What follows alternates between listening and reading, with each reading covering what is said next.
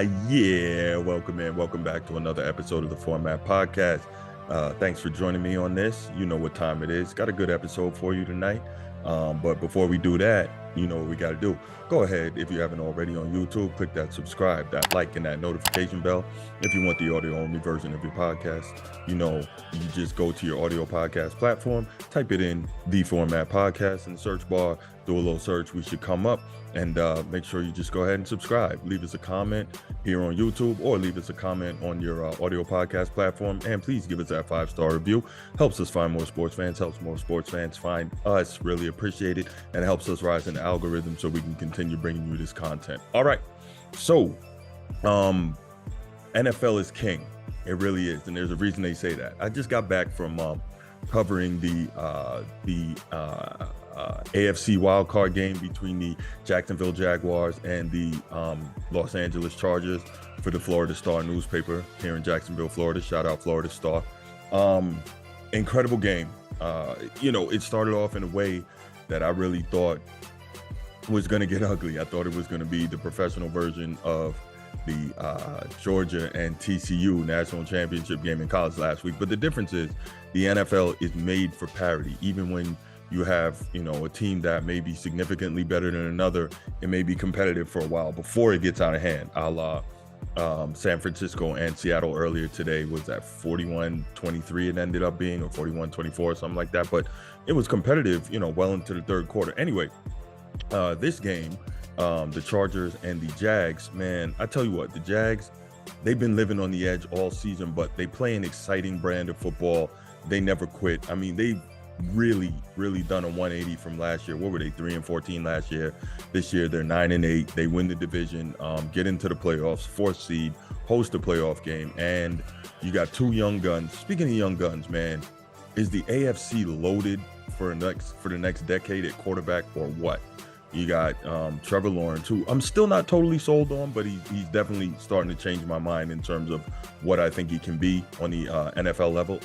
I still don't believe he's what they said he was in terms of being the best pro prospect since Andrew Luck or John Elway or whatever, but he's definitely starting to win me over in terms of, the way he plays and the way he comes up big in big moments. But we'll get to that. But yeah, the AFC is definitely loaded. You got Justin Herbert, you got Trevor Lawrence, you got Lamar Jackson. If you can stay healthy, you got Tua Tagovailoa.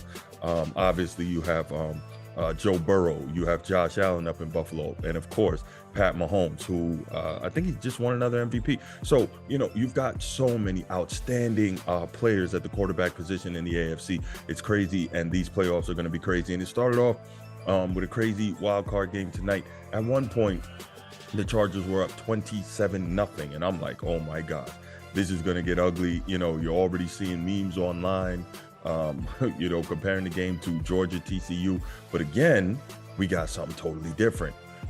These Jaguars, they just don't go away. I remember a few years ago, Louisville won the was it Louisville or Kentucky? Either one won the national championship in college basketball, and they were calling them the Cardiac Cats. And that nickname, that's apropos for Jaguars as well. They've come back from a lot of deficits this year and won a lot of close games. They beat Baltimore close. They beat the Raiders close. They beat the Cowboys close. Tonight, they beat the Chargers close. So when you look at this thing and you see Justin Herbert, the Chargers getting pretty much whatever they wanted all throughout the first half. As I said, it was 27-0 at one point and 27-7 at the half. Trevor Lawrence and the Jags got a touchdown going into the half, so that helped a lot. But, it was really bad. Trevor Lawrence had played, by his own admission, the worst first half of football in his football life, and he threw 4 interceptions in the first half. Asante Samuel Jr. got 3 of them. It was really incredible. You're watching this thing, and you're like, man, is he trying to give the game away? Are the Jags really giving this game away? And I'm sitting here, I'm watching, and I'm like, Trevor Lawrence is choking. He is choking big time. But, this is the mentality of a winner. This is a guy who's been on at every level. He's been on the highest stage of that level, and he's gotten it done. And he comes back from the 4 picks in the first half, does not turn the football over again in the second half, throws 3 touchdowns, and helps to guide his team back to winning on a literal last-second field goal. I mean, what else is there to say about that? You see a guy like Doug Peterson is just a night and day from Urban Meyer last year. Doug Peterson, we know he won a Super Bowl with Philadelphia a few years ago, I think 2017, which is coincidentally the last time the Jaguars were in the playoffs. So, he brings the calming influence. He brings the experience of being in tough spots. He brings the leadership. He brings the winning and the intangibles. And you saw it tonight if you watched that game, I don't think Justin Herbert particularly lit it up. He played a very solid game, but in the second half, all of a sudden things start changing. And what happened was you saw the Jaguars offense start to get rolling. Travis Etienne, Trevor Lawrence, as I mentioned, Zay Jones, Christian Kirk, spreading the ball around, making plays, getting drives that gave the defense some breathing room, literally, because, if you're going 3 and out all the time, the defense is right back on the field. In most cases, defenses can only hold up for so long unless they're one of those all-time great defenses, your 2000 Ravens, 2002 Bucks, Legion of Boom, 2013, 2014, those type of defenses, all world, all time great defenses. Most defenses can only hold up for but so long before they crack.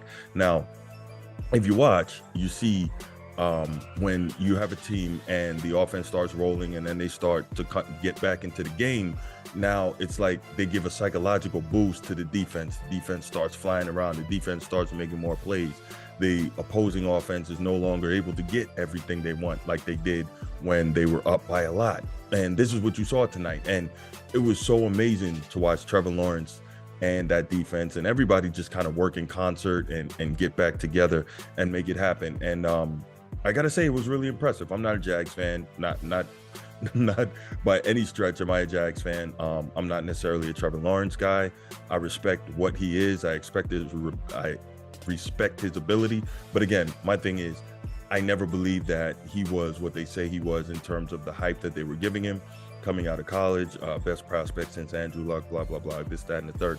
Figured definitely an outstanding player, but it was going to take some more time to see. I still believe that given the right situation and some weapons, that Justin Fields is going to end up being the superior player on the NFL level, but that's left to be seen. And again, the Bears have to do right by Justin Fields in terms of building that team properly around him, protecting him, providing him with weapons, providing him with excellent coaching to be able to maximize his natural physical gifts. But this isn't about Justin Fields. This is about Trevor Lawrence and Justin Herbert. So you could tell at the end of that game, and as it would be, your season's over. This is your first playoff game you lose. If you're Justin Herbert, you're going to feel that, and it's going to hurt you.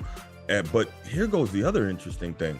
Over the last 2 years, Brandon Staley has made a lot of subpar decisions as head coach of the Los Angeles Chargers.